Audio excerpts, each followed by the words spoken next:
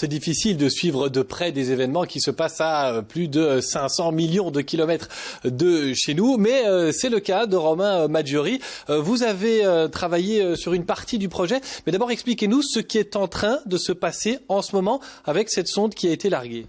Alors en ce moment, c'est aujourd'hui quand la sonde va lancer un atterrisseur sur la surface de la comète Rosetta. Donc en ce moment, il y a un atterrisseur qui est en train de lentement se diriger vers la surface de la comète afin d'atterrir dessus en fin d'après-midi. Ce qui rend la mission très délicate, c'est que les ordres sont donnés en temps réel, mais qu'ils mettent du temps avant de pouvoir être exécutés. Alors on ne peut pas communiquer en temps réel finalement avec la comète, puisqu'il y a environ 30 minutes de délai lorsqu'on envoie une information vers le satellite. Donc en fait tout a été préprogrammé, donc toutes les phases de l'atterrissage ont été préprogrammées dans l'atterrisseur, et donc tout est automatisé maintenant, on n'a plus aucun contrôle. Envoyer une sonde sur une comète, ça permet d'avancer dans la recherche scientifique, on l'imagine, mais concrètement de découvrir quoi, de savoir quoi qu'on ignore aujourd'hui?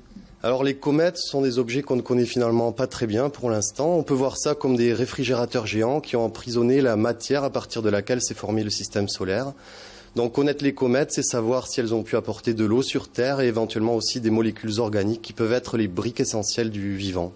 Romain Maggiori, vous, comme chercheur ici à Uccle, à Bruxelles, vous avez travaillé, ou en tout cas vos collègues ont travaillé sur une partie du projet. On oublie d'ailleurs souvent que la Belgique est un élève très actif en matière de recherche spatiale. Alors la Belgique est très active en matière de recherche spatiale. Donc au niveau de la sonde Rosetta, on a participé à un des instruments qui sont embarqués sur cette sonde, qui permet de mesurer la composition des gaz qui s'échappent de la comète. Donc ici, on a contribué à fabriquer l'électronique de cet instrument.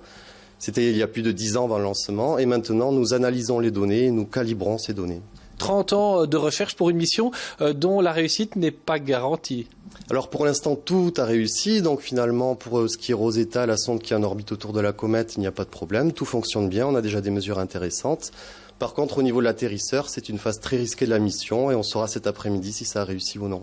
Voilà, Marine, d'après certains experts qu'on a interrogés, eh bien, il y a une chance sur 2 que cette mission réussisse et on devrait avoir la réponse aux alentours de 17h. Je peux vous dire que la tension est très grande ici, mais aussi en Allemagne, là où les experts se penchent sur le déroulement.